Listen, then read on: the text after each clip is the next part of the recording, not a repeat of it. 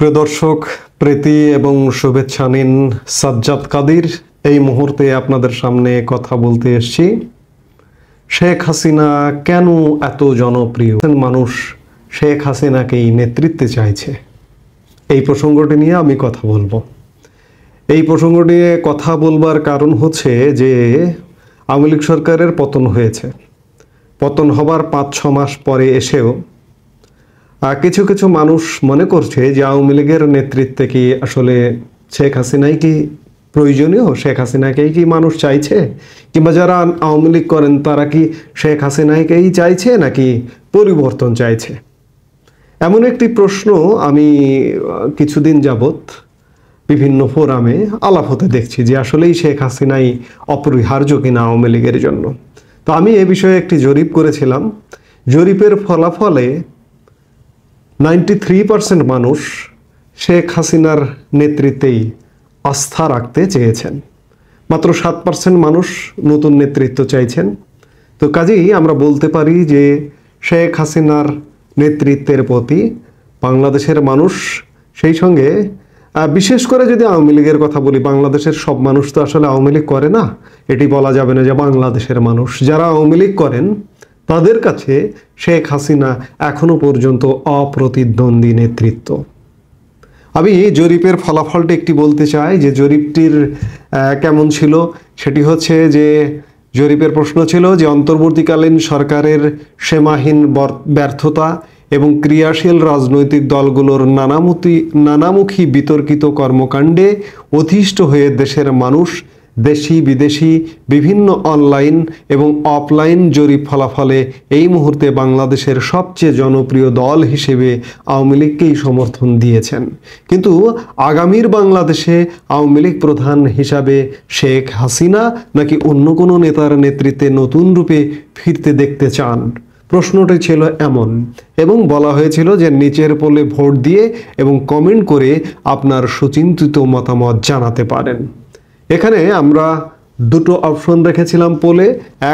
Pole 1 ছিল দলীয় প্রধান হিসেবে আবারও শেখ হাসিনাকেই চাই, একটি অপশন ছিল পোলে, এবং দ্বিতীয় অপশন ছিল দলীয় প্রধান হিসেবে অন্য কোনো নেতাকে চাই।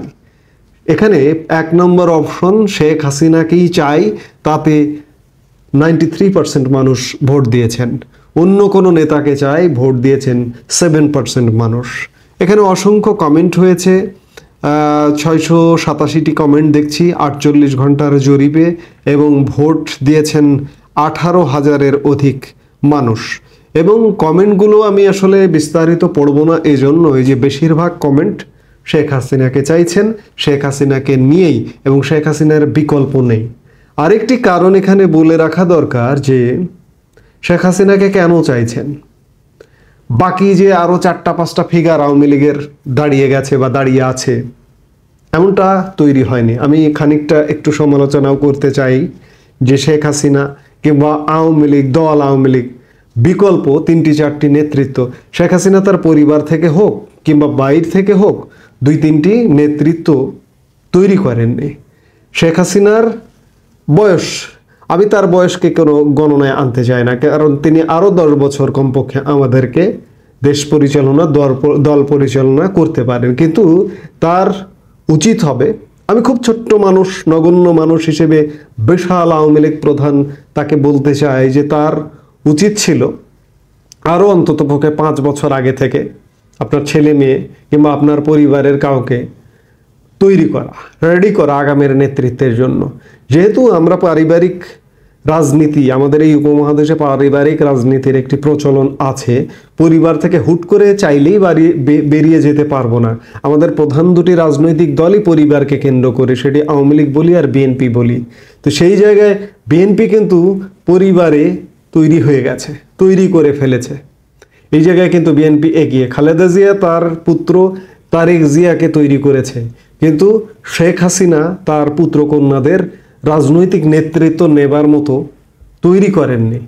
খালেদা জিয়া এবং বিএনপি আগামীতে দেখছে প্রধানমন্ত্রী মুখ হিসেবে, আমরা সংবাদ মাধ্যমেও দেখেছি যে তারেক জিয়াকে দেখছেন।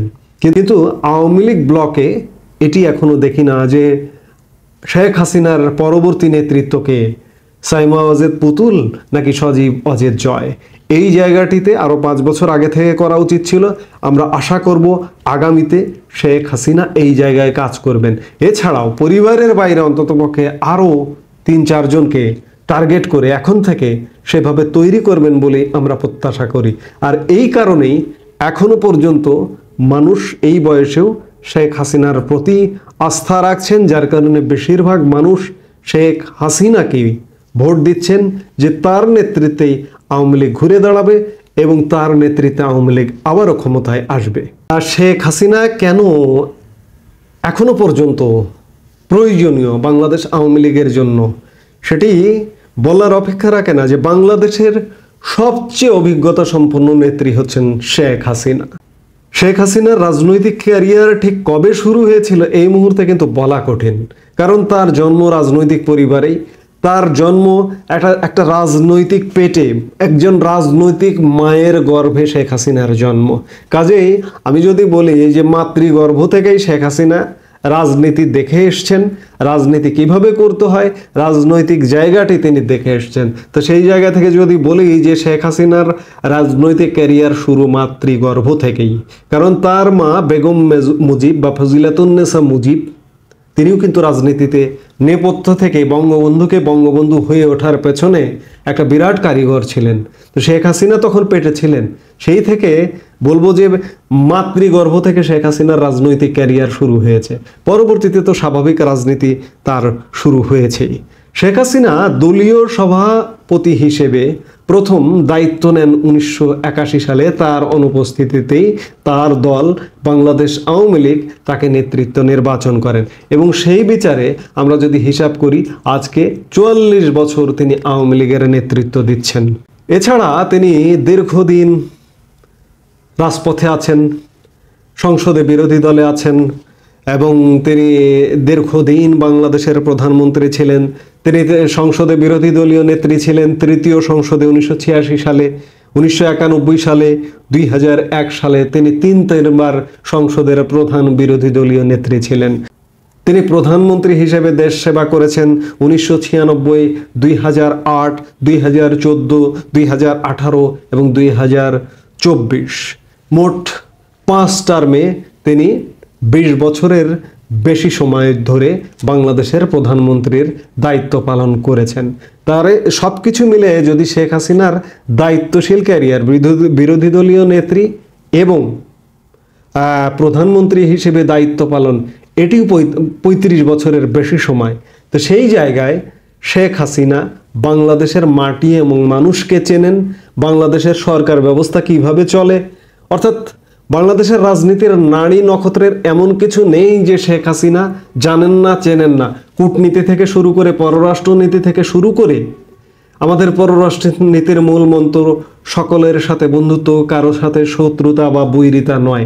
এই জায়গায় শেখ হাসিনার সময়ে পররাষ্ট্র নীতির জায়গায় বাংলাদেশের সাথে কারো কোনো শত্রুতা ছিল না, এমনকি বৈরী পাকিস্তান, আমাদের চিরশত্রু পাকিস্তান, আমাদের যাদের সাথে যুদ্ধ করে আমরা স্বাধীন হয়েছি তাদের সাথেও একটা স্বাভাবিক সম্পর্ক বজায় রেখে চলেছেন শেখ হাসিনা। কিন্তু আজকে কি দেখছি আমরা? আজকে দেখছি যে ইউনূস সরকার সারা পৃথিবীকে বাদ দিয়ে চলতে চাইছেন। পৃথিবীর বড় বড় দেশগুলোর সঙ্গে একটা বৈরী সম্পর্ক নিয়ে এসছেন, পাকিস্তানকে কোলে তুলে নিচ্ছেন। কিন্তু সেই জায়গায় শেখ হাসিনা অপ্রতিদ্বন্দ্বী। আজকে এই জায়গায় এসে মনে হচ্ছে যে শেখ হাসিনার প্রতি মানুষের এত আস্থা কেন? শেখ হাসিনা আসলে, আমি আগের একটি বক্তব্যে বলেছি, শেখ হাসিনা এই যে পতনের পরে আসলে কি করেছেন? কিছু তো করেননি, কিন্তু জনপ্রিয় হয়ে গেছেন। জনপ্রিয় হয়ে গেছেন, মানুষ কম্পেয়ার করছে। সরকার প্রধান হিসেবে এখন একজনকে দেখছেন, সরকারে দেখছেন, আমার রাষ্ট্র ব্যবস্থা, সমাজ ব্যবস্থা কিভাবে চলছে মানুষ দেখছে। দেখে যখন কম্প্যারিজনটা আসছে, কিংবা অতীতে দেখেছেন বিএনপি সরকার পরিচালনা করেছে কিংবা জাতীয় পার্টি সরকার পরিচালনা করেছে, সেই জায়গা মানুষ এগুলো দেখে মানুষের মগজে একটা কম্প্যারিজন আসছে এবং আসবার ফলে মানুষ মনে করছে আসলে শেখ হাসিনাই তো ভালো ছিল বা শেখ হাসিনাই ভালো। অথচ এই যে শেখ হাসিনার আজকে যে জনপ্রিয় হিসেবে, শেখ হাসিনার দল আওয়ামী লীগকে জনপ্রিয় হিসেবে পাচ্ছি, শেখ হাসিনাকে আওয়ামী লীগ জনপ্রিয় হিসেবে পাচ্ছি, এটি কিন্তু কদিন আগেও ছিল না। এই যে 5 আগস্ট সময়ও ছিল না, 5 আগস্ট পরবর্তী এক সপ্তাহ ছিল না, কিংবা এই যে 2024-এ যে একটি নির্বাচন হলো, দ্বাদশ জাতীয় সংসদ নির্বাচন, এই নির্বাচনটাই কিন্তু আওয়ামী লীগ, শেখ হাসিনা প্রচণ্ড অজনপ্রিয় হয়ে গেছিল নানা কারণে। এই অজনপ্রিয় হবার কারণে নির্বাচনটিতে যদি সব দল অংশগ্রহণ করত তাহলে, এবং আওয়ামী লীগ বিতর্কিত হয়ে গিয়েছিল, আওয়ামী লীগের নেতৃত্বের কারণে, বিভিন্ন তৃণমূল থেকে শুরু করে কেন্দ্র পর্যায় পর্যন্ত নেতৃত্বের কারণে, বিতর্কিত নেতাদের কারণে আওয়ামী লীগ বিতর্কিত হয়েছিল এবং জনরোষ বেড়েছিল আওয়ামী লীগের প্রতি। জনরোষ বাড়বার কারণে এই জানুয়ারি মাসে 24-এর যে নির্বাচনটি হয়েছিল, এটি যদি free, fair and credible election হতো তাহলে আওয়ামী লীগ কিন্তু হেরে যেত এবং শেখ হাসিনারও চরম ভরাডুবি হতো। কিন্তু সেই জায়গায় আজকে পতন হলো 5 আগস্ট, পতনের পরে শেখ হাসিনা তুমুল জনপ্রিয় হয়ে গেছে। আমি আগের বক্তব্যে বলেছি, আমি কয়েকদিন ধরে আওয়ামী লীগের এই যে 2-1 দিন, গতকালকে আজকে মিলিয়ে আওয়ামী লীগ নিয়ে বেশ কথা বলছি। এই কথাগুলোতে আমার একাধিকবার এসছে যে আমরা 5 আগস্ট কিংবা 5 আগস্ট পরবর্তী 7 দিন 15 দিন সময়ে আমরা কিন্তু ভেবেছিলাম যে আওয়ামী লীগ সহসা আর রাজনীতিতে ফিরতে পারবে না, আওয়ামী লীগ বিরক্তির পথে হাঁটবে, এমনকি আওয়ামী লীগের পরিণতি মুসলিম লীগের মতো হতে পারে, কিংবা আওয়ামী লীগ নিজ নামে আর রাজনীতি করতে পারবে না, নতুন নামে আসতে হতে পারে। এমনকি শেখ হাসিনার যে বয়স বিবেচনায় আমরা ভেবেছিলাম শেখ হাসিনার ক্যারিয়ার শেষ, শেখ হাসিনা হয়তো আর কখনো রাজনীতি করতে পারবে না। কিন্তু আমাদের সেই সব ধারণা, সব প্রেডিকশন ভুল প্রমাণিত করে শেখ হাসিনা আজকে এই যে সময় আপনাদের সঙ্গে কথা বলছি, 12ই জানুয়ারি 2025, শেখ হাসিনা বাংলাদেশের রাজনীতিতে অপরিহার্য হয়ে উঠেছে। আওয়ামী লীগের রাজনীতিতে শেখ হাসিনা অপরিহার্য হয়ে উঠেছে এবং এই মুহূর্তে শেখ হাসিনাকেই প্রয়োজন। শেখ হাসিনা কমপক্ষে, যদি আমি 10 বছর নাও ধরি, আরও 5 বছর আওয়ামী লীগের নেতৃত্ব দেবেন এবং তার দায়িত্ব থাকবে। আমি একজন ছোট্ট সাধারণ মানুষ হিসেবে বলবো, বাংলাদেশের একজন নাগরিক হিসেবে বলবো, তিনি 5 বছর দায়িত্বে থেকে তার অধীনে আগামীর নেতৃত্ব তৈরি করবেন, অন্তত পক্ষে 2-4-5 জনকে, তার পরিবারের এবং পরিবারের বাইরে আমরা সেটাই প্রত্যাশা করব। অর্থাৎ শেষ যেটি প্রত্যাশা, শেখ হাসিনার যে এই যে জনপ্রিয়তাটাই, এই জনপ্রিয়তাটাকে কাজে লাগাবেন দল আওয়ামী লীগের জন্য এবং বাংলাদেশের জন্য, আমরা সেটাই প্রত্যাশা করব। এই মুহূর্তে এ পর্যন্তই। সবাই ভালো থাকুন, সুস্থ থাকুন। আমাদের ভিডিওগুলো নিয়মিত পেতে সাবস্ক্রাইব করুন Sajjad Kadir and the legends YouTube channel এবং লাইক, কমেন্ট, শেয়ার করে সাথে থাকুন।